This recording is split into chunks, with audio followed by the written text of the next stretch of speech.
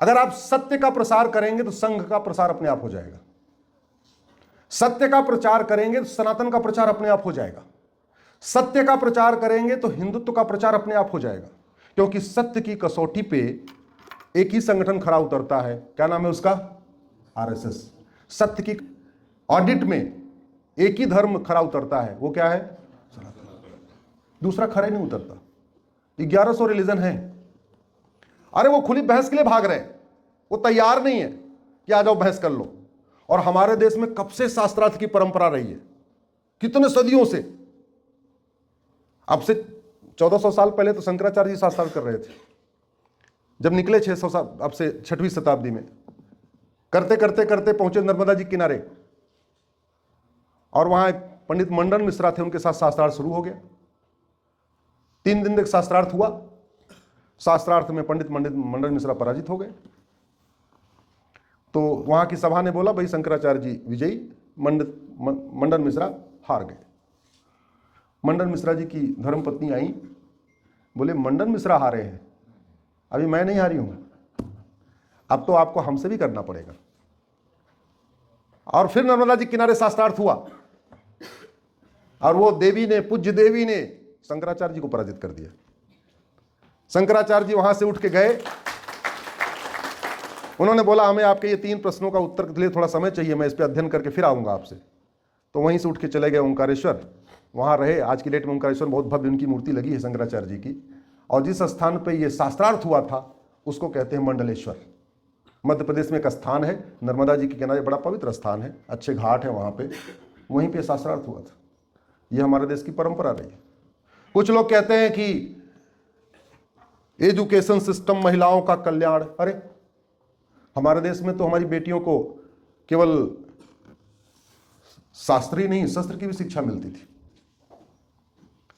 रावण चलता है लंका से और पहुंचता है कैकेयी। कैकेयी मतलब माता कैकेयी का मायका, और वहां कैकेयी नरेश से युद्ध करता है।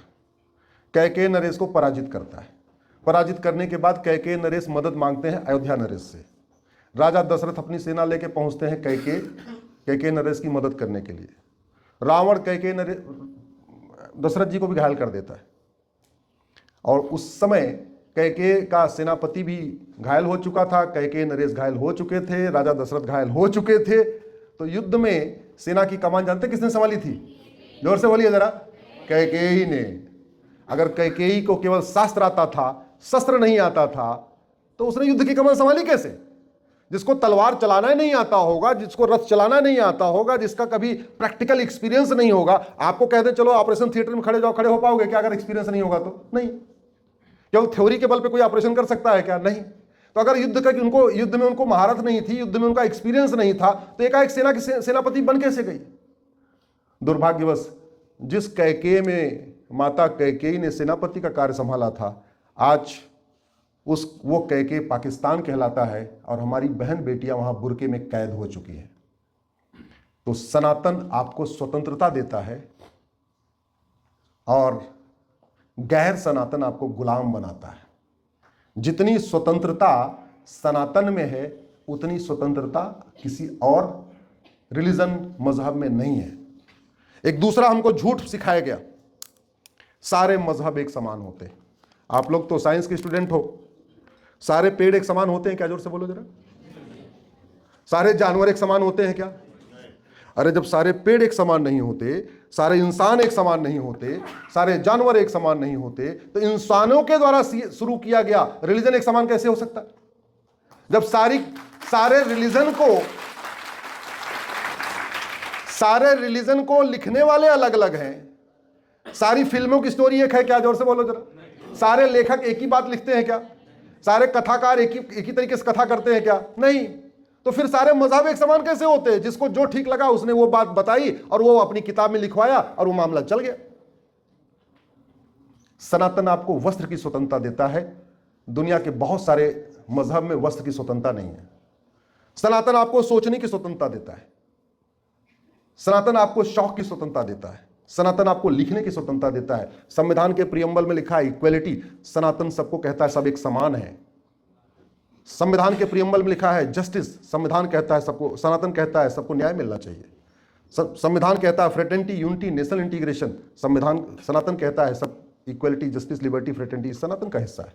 अगर आप ध्यान से देखिए, ये भारत का संविधान एक्चुअली सेकुलर संविधान नहीं, इसकी व्याख्या गलत तरीके से की जा रही है। ये शुद्ध रूप से हिंदू संविधान है।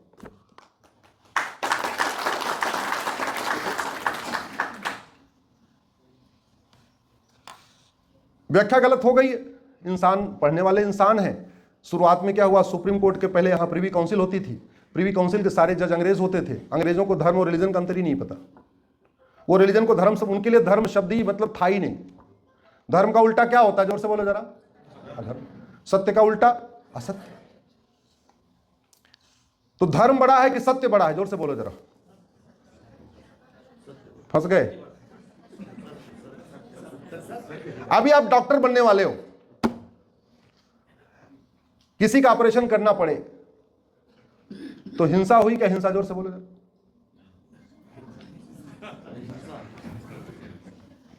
चलो अच्छा और सिंपल कर देता हूं। आपके घर में एक व्यक्ति आया, उसके पीछे 4 गुंडे पड़े हुए हैं। वो जान बचा के आपके घर में आया। गुंडा आप गेट पे खड़े हो गए। गुंडा आके आपसे पूछता है वो व्यक्ति आपके घर में है क्या। सत्य क्या है, लेकिन आपको क्या बोलना है, क्यों, धर्म कहता है। अब ये बताओ, धर्म बड़ा हुआ कि सत्य?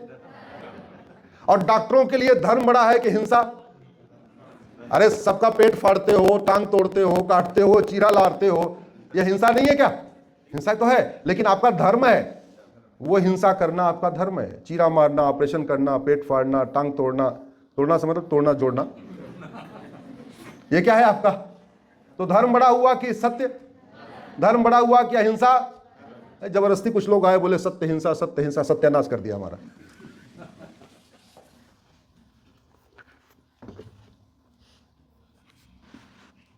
सनातन को समझने की आवश्यकता है। समझने की इसलिए आवश्यकता है क्योंकि जैसे मैंने शुरू में कहा था, गाय भी एनिमल है और भेड़िया भी एनिमल है। तो संविधान के आर्टिकल 14 के अगर आप केवल लिटरल इंटरप्रिटेशन करेंगे तो cow is animal, wolf is animal, article 14 equality before law, equal protection of law, यानी गाय और भेड़िया एक समान है। लेकिन एक समान है क्या, जोर से बोलो? यही भूल हो गई संविधान की व्याख्या करते समय। बबूल भी पेड़ है, आम भी पेड़ है, तो इक्वलिटी बिफोर लॉ के हिसाब से आम और बबूल एक समान है। तो उसके हिसाब से जितना खाद पानी आम में देना चाहिए उतना खाद पानी बबूल में देना चाहिए। ये ठीक है क्या, जोर से बोलो जरा? नहीं। धर्म कहता है ऐसा काम मत करना, क्योंकि बबूल को ज्यादा खाद पानी दिया तो आम सूख जाएगा। क्योंकि आम और बबूल एक साथ रह ही नहीं सकते, गाय और भेड़िया एक साथ रह ही नहीं सकते, हिरन और भेड़िया एक साथ रह ही नहीं सकते। वैसे ही मानव और दानव एक साथ नहीं सरवाइव कर सकते। लेकिन आजकल बड़ा ह्यूमन राइट हो रहा है, मानवाधिकार। अब ये बताओ, ये मानवाधिकार मानव का होना चाहिए कि दानव का? मानव का। लेकिन करें नहीं, मानवाधिकार दानव का भी होगा, आतंकवादियों का भी मानवाधिकार होगा, अलगाववादियों का भी होगा, हत्यारों का भी होगा, बलात्कार काहे क्यों होगा भैया? अरे मानवाधिकार मानव का होता है, मानवाधिकार दानव का नहीं होता। लेकिन ऐसी बहुत सारी गलत इंटरप्रिटेशन, बहुत सारी गलत व्याख्या चल रही है। तो मैं सुप्रीम कोर्ट में उन्हीं एक एक चीज़ों को ठीक कराने की कोशिश कर रहा हूँ।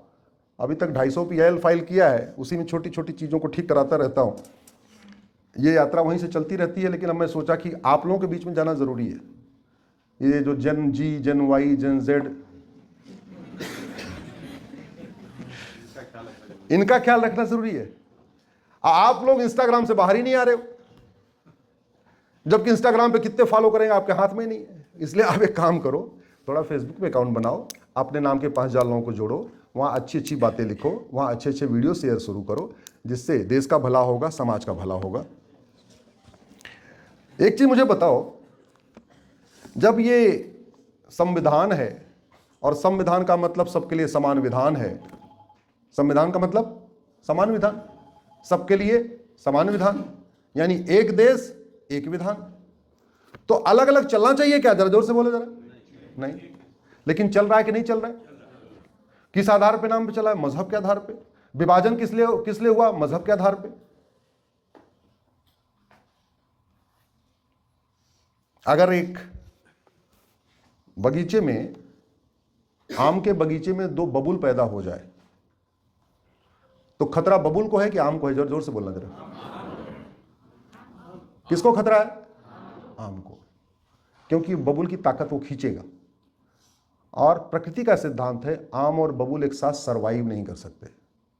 ये प्रकृति का सिद्धांत है कि आम के बगल में बबूल लगा दो या बबूल के बगल में आम लगा दो, सूखेगा कौन? जोर से बोलो जरा। आम। दुर्योधन का ननिहाल गंधार, जहां दुनिया का सबसे बड़ा शंकर जी का मंदिर था, वहां यही हुआ। वहां सूखा कौन? खत्म कौन हुआ? हिंदू। राजा भरत का ननिहाल, जहां से माता कैकेयी आई थी, अब वो पाकिस्तान बन गया, खत्म कौन हुआ? हिंदू। ईस्ट बंगाल जो बांग्लादेश कहलाता है, खत्म कौन हो रहा है? हिंदू। कश्मीर में कौन खत्म हुआ? हिंदू। मिजोरम में कौन खत्म हुआ? हिंदू।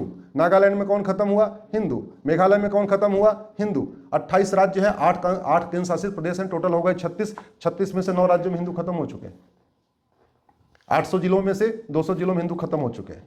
6000 तहसीलों में से 1500 तहसीलों में हिंदू खत्म हो चुके हैं। इतना सब होने के बावजूद हमें लगता है यार ये फालतू की बात है, इस पे चर्चा नहीं करनी चाहिए। खासतौर पे सोकार्ड जो जेनजी है, ये जेनजी को लगता नहीं, ये तो सब ऐसे ही है, उल्टी सीधी बातें हैं। बांग्लादेश में संसद भी है, सुप्रीम कोर्ट भी है, राष्ट्रपति भी है, प्रधानमंत्री भी है, सेना भी है, मिसाइल भी है। जो कुछ भारत के पास है वो सब कुछ बांग्लादेश के पास है कि नहीं? जोर से बोलो। जो कुछ भारत के पास है वो सब कुछ पाकिस्तान के पास है कि नहीं? है। तो जो कुछ भारत के पास है वो सब कुछ पाकिस्तान के पास है, तो फिर हिंदू खत्म क्यों हो गए? जो कुछ भारत के पास है अगर वो सब कुछ बांग्लादेश के पास है तो हिंदू खत्म क्यों हो गए? मारा जा रहा है ना, ये तो पता चलता होगा आपको, इंस्टा पे दिखता रहता होगा मारा जा रहा है। क्यों? उस सोच के कारण। सोच क्या है? I am superior, you are inferior. बड़ा आश्चर्य हुआ डॉक्टर साहब, अभी एक बड़ा प्रोमिनेंट मौलवी है और उससे पब्लिकली पूछा गया which is heinous crime, rape और murder, rape of non believers? उसने बोला नहीं, सॉरी, मूर्ति पूजा या बलात्कार, उससे पूछा गया था। सुना नहीं वो, देखा आपने? उससे पूछा गया मूर्ति पूजा ज्यादा गंभीर अपराध है कि रेप? तो उसने बोला था मूर्ति पूजा। आप मुझे बताओ, जो भारत, जो पुस्तक, जो मजहबी किताब, जो रिलीजियस किताब, XYZ में नाम नहीं लेता, जो किताब दूसरों को मारने का आदेश देती है, केवल इसलिए इस आधार पे कि मेरी वाली किताब नहीं पढ़ोगे तो मार दिया जाएगा, ऐसी बुक को भारत में पब्लिश करने, भारत में पढ़ने पढ़ाने की परमिशन मिलनी चाहिए क्या? पीछे से आवाज नहीं आ रही। जो किताब महिला पुरुष को एक समान मानती नहीं है, माता पिता को एक समान मानती नहीं, पति पत्नी को एक समान मानती नहीं, भाई बहन को एक समान मानती नहीं, ऐसी पुस्तक को, ऐसी बुक को भारत में छापने, बेचने, पढ़ने पढ़ाने की परमिशन मिलनी चाहिए क्या? नहीं। लेकिन छप रही है, बिक रही है, पढ़ाई जा रही है। तो अगर ऐसी पुस्तक पढ़ाई जा रही है जिसमें यह कहा गया भगवान राम की पूजा करना महापाप है और यह बलात्कार से भी ज्यादा अपराध है, बड़ा अपराध है, तो फिर उस किताब को पढ़ने वाला बाद में क्या होगा? जोर से बोलो जरा। आपके लिए खतरा पैदा करेगा कि नहीं करेगा? करेगा। आज तक मुझे कोई हिंदू डॉक्टर आतंकवादी नहीं मिला और अभी 400 डॉक्टर पकड़े गए, 400 MBBS MD फिजिशियन। और एक डॉक्टर तो जो ये लखनऊ वाली थी, 10वीं 12वीं की टॉपर, उस जमाने में पहले PMT होता था, तो नीट होने लग गया, पहले यूपी लेवल का एग्जाम PMT होता था। PMT की टॉपर, इलाहाबाद से MBBS, लखनऊ से MD, उसके बाद प्रोफेसर, कानपुर में प्रोफेसर, शाहीन नाम था, डॉक्टर शाहीन। और उसने हापुड़ और सहारनपुर में बहुत बड़ा आतंकवादी ठिकाना बना दिया।